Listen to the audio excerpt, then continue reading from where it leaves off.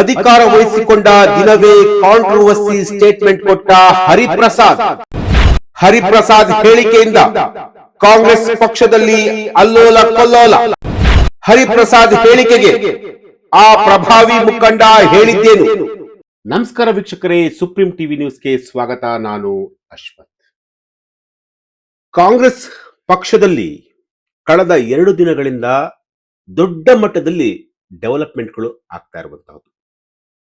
ಸಿದ್ದರಾಮಯ್ಯ ಅವರು ರಾಜೀನಾಮೆಯನ್ನು ಕೊಟ್ಟರು, ಡಿ.ಕೆ. ಶಿವಕುಮಾರ್ ಅವರು ಸಿಎಂ ಆದರು. ಇದರ ನಡುವೆ ಕೆಪಿಸಿಸಿ ಅಧ್ಯಕ್ಷ ಸ್ಥಾನಕ್ಕೂ ಕೂಡ ಡಿ.ಕೆ. ಶಿವಕುಮಾರ್ ಅವರು ರಾಜೀನಾಮೆಯನ್ನು ಕೊಟ್ಟರು. ಡಿ.ಕೆ. ಹರಿಪ್ರಸಾದ್ ಅವರು ಕೆಪಿಸಿಸಿ ಸ್ಥಾನವನ್ನ ಅಲಂಕರಿಸಿದರು. ಡಿ.ಕೆ. ಶಿವಕುಮಾರ್ ಅವರು ಸಿಎಂ ಗದ್ದುಗೆ ಹೇರುತ್ತಿದ್ದಂತೆಯೇ ಆ ಒಂದು ಸ್ಥಾನಕ್ಕೆ, ಅಂದ್ರೆ ಕೆಪಿಸಿಸಿ ಸ್ಥಾನಕ್ಕೆ, ಕೆಪಿಸಿಸಿ ಅಧ್ಯಕ್ಷ ಸ್ಥಾನಕ್ಕೆ ರಾಜೀನಾಮೆಯನ್ನ ಕೊಟ್ಟ ತಕ್ಷಣ ಬಿ.ಕೆ. ಹರಿಪ್ರಸಾದ್ ಅವರನ್ನ ಹೈಕಮಾಂಡ್ ಅವರು ಆಯ್ಕೆ ಮಾಡಿದ್ರು. ಬಿ.ಕೆ. ಹರಿಪ್ರಸಾದ್ ಅವರನ್ನ ಹೈಕಮಾಂಡ್ ಆಯ್ಕೆ ಮಾಡಲಿಕ್ಕೆ ಕಾರಣಗಳು ಸಾಕಷ್ಟಿವೆ. ಇದರ ನಡುವೆ ಕೆಪಿಸಿಸಿ ಅಧ್ಯಕ್ಷ ಸ್ಥಾನದಲ್ಲಿ ಸತೀಶ್ ಜಾರಕಿಹೊಳಿ ಅವ್ರನ್ನ ನೋಡಬೇಕು ಅಂತೇಳಿ ಸಿದ್ದರಾಮಯ್ಯ ಅವರು ಬಹಳಷ್ಟು ಕನಸನ್ನ ಕೂಡ ಇಟ್ಕೊಂಡಿದ್ರು. ಆದರೆ ಆ ಕನಸು ಈಗ ನನಸಾಗಿಲ್ಲ. ಕಾಂಗ್ರೆಸ್ ಹೈಕಮಾಂಡ್ ಯಾರ ಸೊಪ್ಪಿಗೂ, ಅಂದ್ರೆ ಯಾರ ವಿಚಾರಕ್ಕೂ ಕೂಡ ಸೊಪ್ಪು ಹಾಕಲೇ ಇಲ್ಲ. ಅವರು ಒಬ್ಬರೇ ಒಬ್ಬರನ್ನ ಆಯ್ಕೆ ಮಾಡಿದ್ದು, ಅದು ಹರಿಪ್ರಸಾದ್ ಅವ್ರನ್ನ. ಹರಿಪ್ರಸಾದ್ ಅವ್ರನ್ನ ಆಯ್ಕೆ ಮಾಡಲಿಕ್ಕೆ ಸಾಕಷ್ಟು ಕಾರಣಗಳಿವೆ. ಏನಪ್ಪಾ ಕಾರಣಗಳು ಅಂತಂದ್ರೆ, ಹರಿಪ್ರಸಾದ್ ಅವರು ಮೂಲ ಕಾಂಗ್ರೆಸ್ಸಿಗ, ಗಾಂಧಿ ಕುಟುಂಬದ ಅತ್ಯಂತ ನಂಬಿಕಸ್ಥ, ಗಾಂಧಿ ಕುಟುಂಬದ ಜೊತೆ ಒಳ್ಳೆಯ ಒಡನಾಟ ಇಟ್ಟುಕೊಂಡಿರುವಂತಹ ಹಿರಿಯ ಮುಖಂಡ ಬಿ.ಕೆ. ಹರಿಪ್ರಸಾದ್ ಅವರನ್ನ ಈಗ ಕೆಪಿಸಿಸಿ ನೂತನ ಅಧ್ಯಕ್ಷರನ್ನಾಗಿ ಮಾಡಿ ಕಾಂಗ್ರೆಸ್ ಹೈಕಮಾಂಡ್ ಅಧಿಕೃತವಾಗಿ ಮುದ್ರೆಯನ್ನ ಹೊತ್ತಿರುವಂತಹದ್ದು. ಅಧ್ಯಕ್ಷ ಸ್ಥಾನದ ರೇಸ್ನಲ್ಲಿ ಸತೀಶ್ ಜಾರಕಿಹೊಳಿ ಅವರಿದ್ರು, ಈಶ್ವರ್ ಖಂಡ್ರೆ ಅವರಿದ್ರು. ಆ ಎಲ್ಲ ಪ್ರಬಲ ಆಕಾಂಕ್ಷಿಗಳಿದ್ರೂ ಕೂಡ ಬಿ.ಕೆ. ಹರಿಪ್ರಸಾದ್ ಅವರ ಸುದೀರ್ಘ ರಾಜಕಾರಣ, ಅವರ ನಿಷ್ಠೆ, ಸಂಘಟನಾತ್ಮಕ ಹಿನ್ನೆಲೆ ಹಾಗೂ ವಿವಿಧ ರಾಜ್ಯಗಳಲ್ಲಿ ಎಐಸಿಸಿ ಉಸ್ತುವಾರಿಯಾಗಿ ಕೆಲಸ ಮಾಡಿದಂತಹ ಒಂದು ಅಪಾರ ರಾಜಕೀಯ ಅನುಭವವನ್ನ ಹರಿಪ್ರಸಾದ್ ಅವರು ಹೊಂದಿದ್ರು.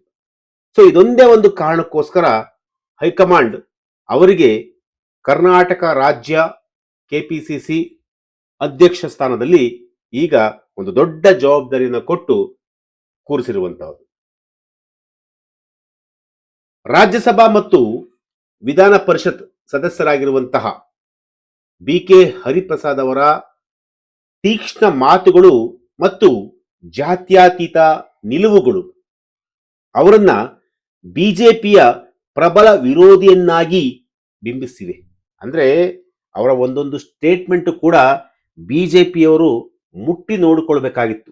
ಆ ರೀತಿಯಾಗಿ ಸ್ಟೇಟ್ಮೆಂಟ್ ಅನ್ನ ಕೊಟ್ಟಿದ್ರು. ಅದು ಕೂಡ ಸೆಂಟ್ರಲ್ ಆಗಿರ್ಬೋದು, ಸ್ಟೇಟ್ ಆಗಿರ್ಬೋದು, ಯಾವುದೇ ವಿಚಾರ ಆಗಿರ್ಬೋದು, ಬಿಜೆಪಿಯವರ ಸಿದ್ಧಾಂತಗಳಿಗೆ ತದ್ವಿರುದ್ಧವಾಗಿ ಯಾರಾದ್ರೂ ಒಬ್ರು ಇದ್ದಾರೆ ಅಂತಂದ್ರೆ ಅದು ಬಿ.ಕೆ. ಹರಿಪ್ರಸಾದ್ ಅವರು. ಈ ಎಲ್ಲಾ ವಿಚಾರಗಳು ಕಾಂಗ್ರೆಸ್ ಹೈಕಮಾಂಡ್ಗೆ ಗೊತ್ತಿತ್ತು.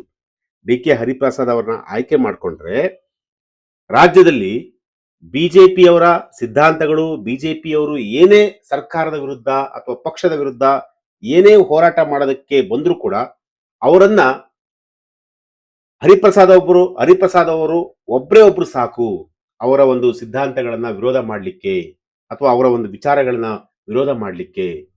ಸೊ ಈ ರೀತಿಯಾಗಿ ಹೈಕಮಾಂಡ್ ಒಂದಷ್ಟು ಸ್ಟ್ರಾಟಜಿಯನ್ನ ಮಾಡಿಕೊಂಡು ಬಿ.ಕೆ. ಹರಿಪ್ರಸಾದ್ ಅವರಿಗೆ ಈಗ ಕೆಪಿಸಿಸಿ ಅಧ್ಯಕ್ಷ ಸ್ಥಾನವನ್ನ ಕೊಟ್ಟಿರುವಂತದ್ದು. ಕೆಪಿಸಿಸಿ ಅಧ್ಯಕ್ಷ ಸ್ಥಾನವನ್ನ ಅಲಂಕರಿಸಿದ ದಿನವೇ ಬಿ.ಕೆ. ಹರಿಪ್ರಸಾದ್ ಅವರು ಒಂದು ಸ್ಟೇಟ್ಮೆಂಟ್ ಅನ್ನ ಕೊಟ್ಟಿರುವಂತದ್ದು. ಆ ಸ್ಟೇಟ್ಮೆಂಟ್ ಈಗ ಕಾಂಗ್ರೆಸ್ನಲ್ಲಿ ದೊಡ್ಡ ಬಿರುಗಾಳಿಯನ್ನೇ ಎಬ್ಬಿಸ್ತಾ ಇದೆ.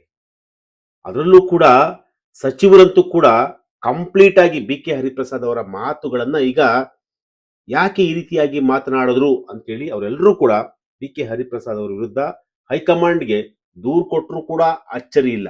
ಆ ರೀತಿಯಾದಂತಹ ಒಂದು ಸ್ಟೇಟ್ಮೆಂಟ್ ಅನ್ನ ಬಿ ಕೆ ಹರಿಪ್ರಸಾದ್ ಅವರು ಕೊಟ್ಟಿರೋದು. ಹಾಗಾದ್ರೆ ಬಿ ಕೆ ಹರಿಪ್ರಸಾದ್ ಅವರು ಏನಂತ ಸ್ಟೇಟ್ಮೆಂಟ್ ಕೊಟ್ಟರು, ಯಾವ ವಿಚಾರವನ್ನ ಅವರು ಪ್ರಸ್ತಾಪ ಮಾಡಿದ್ರು? ಎಸ್, ನಾನು ಆ ವಿಚಾರಕ್ಕೆ ಬಂದ್ಬಿಡ್ತೀನಿ. ನಾನು ಒಂದು ಟೆಕ್ಸ್ಟ್ ಹಾಕಿದ್ದೆ. ಹರಿಪ್ರಸಾದ್ ಅಂದ್ರೆ ಹರಿಪ್ರಸಾದ್ ಹೇಳಿಕೆಗೆ ಆ ಪ್ರಭಾವಿ ಮುಖಂಡ ಹೇಳಿದ್ದೇನು ಅಂತಂತೇಳಿ ಒಂದು ಟೆಕ್ಸ್ಟ್ ಹಾಕಿದ್ವಿ. ಅದಕ್ಕೂ ಕೂಡ ನಾನು ಉತ್ತರ ಕೊಡ್ತೀನಿ. ಜೊತೆಗೆ ಬಿಜೆಪಿಯವರಲ್ಲ, ನಿಮ್ಮವರೇ ಸ್ವಾಮಿ ಅವರು ಅಂತ ಹೇಳಿ ಒಂದು ಟೆಕ್ಸ್ಟ್ ಕೂಡ ಹಾಕಿದೆ. ನಾನು ಇದೇ ಕಾರಣಕ್ಕೋಸ್ಕರ ಆ ವಾಕ್ಯವನ್ನು ನಾನು ಬಳಸಿರುವಂಥದ್ದು. ಬಿಜೆಪಿಯವರ ವಿರುದ್ಧ ಅವ್ರೇನಾದ್ರೂ ಬಿಜೆಪಿಯವರು ಒಂದು ಸ್ಟೇಟ್ಮೆಂಟ್ ಅನ್ನ ಕೊಟ್ಟರೆ ಸಾಕು, ಬಿ ಕೆ ಹರಿಪ್ರಸಾದ್ ಅವರು ಮುಖ ಮುಲಾಜ್ ನೋಡಿದೆ ಯಾರನ್ನೂ ಕೂಡ, ಮೋದಿಯವರಾಗಿರ್ಬೋದು, ಅಮಿತ್ ಶಾ ಆಗಿರ್ಬೋದು, ಯಾರೇ ಆಗಿರ್ಬೋದು, ಅವರು ಎಷ್ಟೇ ದೊಡ್ಡ ರಾಜಕಾರಣಿ ಆಗಿರ್ಬೋದು, ಅಂದ್ರೆ ಬಿಜೆಪಿಯವರು ಅವ್ರಿಗೆ ಖಂಡ ತುಂಡುವಾಗಿ ಅವರ ಹೇಳಿಕೆಯನ್ನು ಖಂಡಿಸ್ತಾ ಇರುವಂತಹ ವ್ಯಕ್ತಿ. ಸೊ ಈಗ ಅದೇ ರೀತಿಯಾಗಿ ಒಂದು ಸ್ಟೇಟ್ಮೆಂಟ್ ಅನ್ನ ಕೊಟ್ಟು ತಗಲಾಕೊಂಡ್ಬಿಟ್ಟಿದ್ದಾರೆ. ಏನಪ್ಪಾ ಸ್ಟೇಟ್ಮೆಂಟ್ ಅಂತಂದ್ರೆ ಇಷ್ಟೇ. ಅವರು ಅಂದ್ರೆ ಇವತ್ತು ಅಧಿಕಾರವನ್ನ ವಹಿಸ್ಕೊಂಡ್ರು. ಇವತ್ತು ಅಧಿಕಾರವನ್ನು ವಹಿಸ್ಕೊಂಡ ದಿನವೇ ಮಾಧ್ಯಮಗಳು ಯೂಶಲಿ ಒಂದು ಪ್ರಶ್ನೆ ಮಾಡ್ತಾರೆ, ಏನ್ ಸರ್ ನಿಮ್ಮ ಅಜೆಂಡಾ ಏನು, ಮುಂಬರುವಂತಹ ಚುನಾವಣೆಗಳಲ್ಲಿ ನಿಮ್ಮ ಕಾರ್ಯವೈಖರಿ ಹೇಗಿರುತ್ತೆ, ಈ ರೀತಿಯಾಗಿ ಒಂದಷ್ಟು ಕ್ವಶನ್ಸ್ ಅನ್ನ ಮಾಡ್ತಾರೆ. ಸೊ ಈ ಒಂದು ಸಂದರ್ಭದಲ್ಲಿ ಒಂದು ಸ್ಟೇಟ್ಮೆಂಟ್ ಅನ್ನ ಕೊಟ್ಟಿರುವಂತದ್ದು ಪಿ ಕೆ ಹರಿಪ್ರಸಾದ್. ಏನಪ್ಪಾ ಅಂತಂದ್ರೆ, ನಿಮ್ಗೆ ಯಾರಿಗಾದ್ರೂ ಸಚಿವ ಸ್ಥಾನ ಏನಾರ ಬೇಕಿದ್ರೆ ಡಿ ಕೆ ಶಿವಕುಮಾರ್ ಅವರ ಹಿಂದೆ ಹೋಗಿ, ಈ ರೀತಿಯಾಗಿ ಒಂದು ಸ್ಟೇಟ್ಮೆಂಟ್ ಅನ್ನ ಕೊಟ್ಟಿದ್ದಾರೆ. ಸೊ ಈ ಹೇಳಿಕೆ ಇದೆಯಲ್ಲ, ಪಕ್ಷದ ಆಂತರಿಕ ವಲಯದಲ್ಲಿ ತೀವ್ರ ಅಸಮಾಧಾನಕ್ಕೆ ಕಾರಣವಾಗಿದೆ. ಅದರಲ್ಲೂ ಕೂಡ ಸರ್ಕಾರದ ವಿರುದ್ಧ ಸಚಿವಾಕಾಂಕ್ಷಿಗಳು ಯಾರಿದ್ದಾರಲ್ಲ ಅವರೆಲ್ಲರೂ ಕೂಡ ತಿರುಗು ಬೀಳುವಂತಹ ಒಂದು ಮುನ್ಸೂಚನೆ ಇವರ ಒಂದು ಹೇಳಿಕೆಯಲ್ಲಿ ಸಿಕ್ಕಿರುವಂಥದ್ದು. ಅಂದ್ರೆ ನಿಮ್ಗೆ ಯಾರಿಗಾದ್ರೂ ಅಧಿಕಾರ ಬೇಕಾ, ಸಚಿವ ಸ್ಥಾನ ಬೇಕಾ, ನೀವು ಡಿ ಕೆ ಶಿವಕುಮಾರ್ ಅವರ ಹಿಂದೆ ಹೋಗಿ ಅಂತ ಹೇಳಿ ಆ ಸ್ಟೇಟ್ಮೆಂಟ್ ಅನ್ನ ಕೊಟ್ಟಿದ್ದಾರೆ. ಅಂದ್ರೆ ಯಾವ ಅರ್ಥದಲ್ಲಿ ಹೇಳಿದ್ರು ಅಂದ್ರೆ, ನೀವು ಡಿ ಕೆ ಶಿವಕುಮಾರ್ ಅವ್ರನ್ನ ಕಂಪ್ಲೀಟ್ ಆಗಿ ಫಾಲೋ ಮಾಡಿ, ಸಿದ್ದರಾಮಯ್ಯ ಅವ್ರನ್ನ ಬಿಟ್ಬಿಡಿ, ಈ ಅರ್ಥದಲ್ಲಿ ಏನಾರ ಹೇಳಿದ್ರ ಅಥವಾ ಯಾವ ಅರ್ಥದಲ್ಲಿ ಹೇಳಿದ್ರು ಅಂತ ಹೇಳಿ ಸಚಿವರಿಗೆ ಒಂದಷ್ಟು ಕನ್ಫ್ಯೂಷನ್ ಆಗಿದೆ, ಒಂದಷ್ಟು ಅಸಮಾಧಾನ ಕೂಡ ಆಗಿದೆ. ಯಾಕೆ ಬಿ ಕೆ ಹರಿಪ್ರಸಾದ್ ಅವರು ಮೊದಲ ದಿನವೇ ಈ ರೀತಿಯಾಗಿ ಸ್ಟೇಟ್ಮೆಂಟ್ ಅನ್ನ ಕೊಟ್ಟರು ಅಂತ ಹೇಳಿ. ಸೊ ಈ ಒಂದು ಹೇಳಿಕೆ ಯಾವಾಗ ಒಂದ್ ಸ್ವಲ್ಪ ಅವ್ರಿಗೆ ರಿಟರ್ನ್ ಅಂದ್ರೆ ಸ್ವಲ್ಪ ಬೇರೆ ಬೇರೆ ರೀತಿಯಾಗಿ ಎಫೆಕ್ಟ್ ಆಗೋದಕ್ಕೆ ತಿರುಗುತ್ತೋ, ಆಗ ತಕ್ಷಣ ಏನ್ ಮಾಡ್ತಾರೆ ಬಿ ಕೆ ಹರಿಪ್ರಸಾದ್ ಅವರು ಅವರ ಒಂದು ಹೇಳಿಕೆಗೆ ಒಂದು ಕಂಪ್ಲೀಟ್ ಆಗಿ ಯೂಟರ್ನ್ ಹೊಡಿತಾರೆ.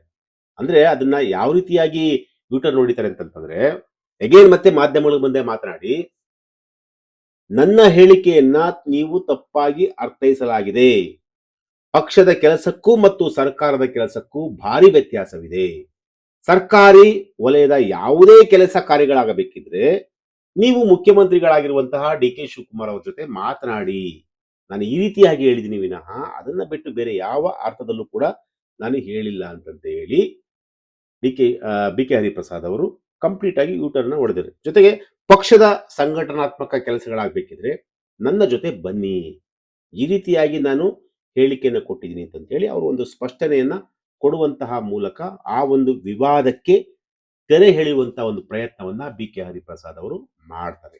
ಆದ್ರೆ ಇದು ಇಲ್ಲಿಗೆ ಮುಗಿಯುತ್ತೆ ಅಂತ ಯಾಕೋ ಅನಿಸ್ತಿಲ್ಲ.